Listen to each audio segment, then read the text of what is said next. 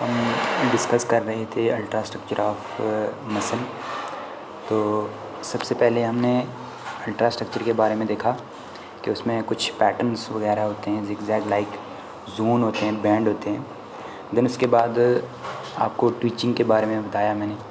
Then उसके बाद muscle response के बारे में बताया, सुमेशन के बारे में बताया, टाइप ऑफ कंट्रैक्शन के बारे में बताया था लास्ट टाइम।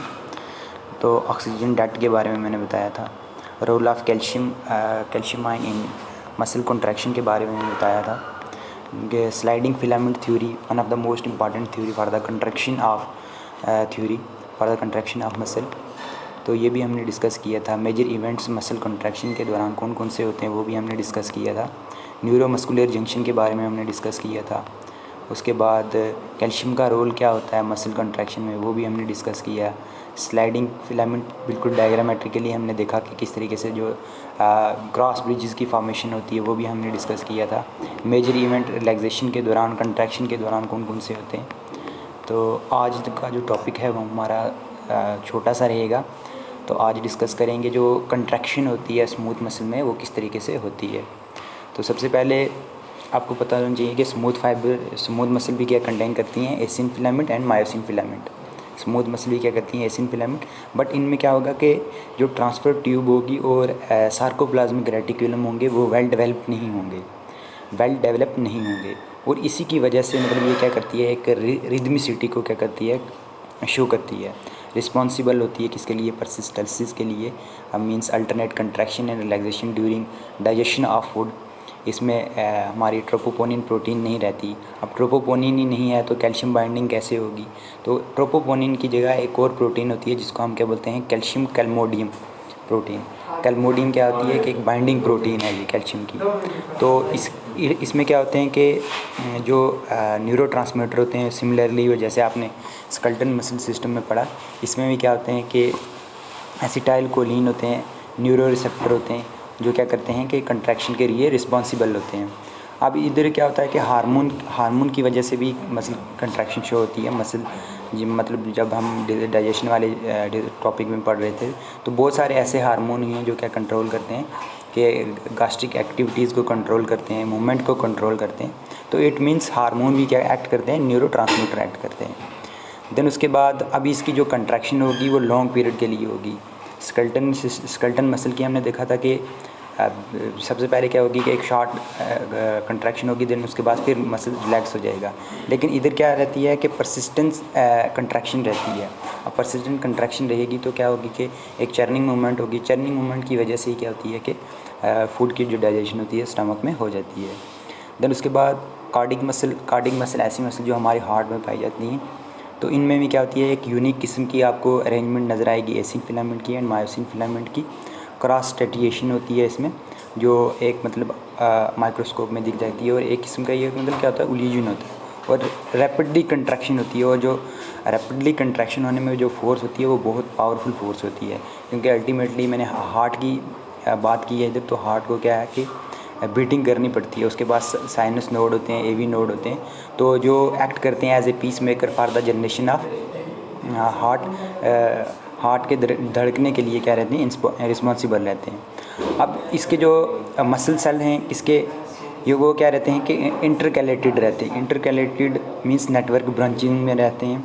और इसी की वजह से जो कार्डिक मसल है वो क्या करती है, अपना फंक्शन जो है वो शो कर पाती है।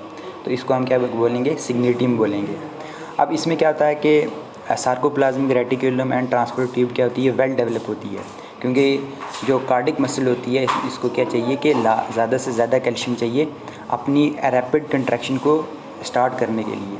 तो इट मीन्स इसमें क्या होगी कि सार्कोप्लाज्मिक रेटिकुलम वेल डेवलप होंगी।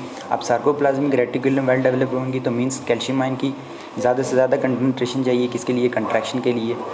उसके बाद एटीपी की ज़्यादा से ज़्यादा मतलब यहाँ पे अमाउंट चाहिए। अब एटीपी कहाँ से आएगा, क्योंकि जो कार्डिक मसल होती है इसके पास ज़्यादा से ज़्यादा क्या होते हैं, माइटोकॉन्ड्रिया होते हैं। Then that of skeleton muscle and smooth muscle. तो सबसे ज़्यादा जो माइटोकॉन्ड्रिया होते हैं वो इसी के पास होते हैं, कार्डिक मसल के पास। देन उसके बाद आपको पता ही है कि जो कार्डिक मसल है वो क्या करती है, एक एक्ट करती है, सेल्फ एक्साइटिंग मसल है। पीस मेकर जिसको बोलते हैं, यही क्या करवाती है कि हार्ट बीटिंग को शुरू करती है। आपने सुना ही होगा, जब हम आगे भी पढ़ेंगे, आपने पिछली क्लासेस में भी सुना होगा, AV नोड हो गया, SN नोड हो गया, साइनो आर्टरीज नोड हो गया, आर्टेरियल साइनस नोड हो गया। तो ये रिस्पॉन्सिबल रहते हैं किसकी मतलब हार्ट की बीटिंग के लिए, हार्टो रिदमिक कंट्रैक्शन होती है इनमें। तो यही एक्ट क्या करता है कि पीस मेकर मतलब एक्ट करता है किसके लिए, हार्ट के लिए। और ये भी मतलब इसको भी इन्फ्लुएंस कौन करता है कि ऑटोनॉमिक नर्वस सिस्टम कंट्रोल करता है और हार्मोनल कंट्रोल करता है। देन उसके बाद ये आप देख सकते हो कि इंटरकलेटेड होता है कि एक दूसरे के ऊपर कैलेट हुई हुई, एक दूसरे के ऊपर रखी हुई। तो जैसे आप ये डायग्राम में देख सकते हो, तो इनमें जो सार्कोप्लाज्मिक रेटिकुलम जैसे मैंने बताया आपको, वो वेल डेवलप होती हैं, और उसके बाद ट्रांसवर्स जो ट्यूब होती हैं वो वेल डेवलप होती हैं। ये देख सकते हो इंटरकलेटेड डिस्क एक दूसरे के बीच, या मतलब आप ये मान सकते हो कि एक दूसरे के ऊपर रखी हुई हैं। तो आप इस तरीके से देख सकते हो ये इंटरकलेटेड डिस्क हैं। तो बाकी सिमिलरली प्लाज्मा मेम्ब्रेन को भी हम सार्कोलीमा कहेंगे।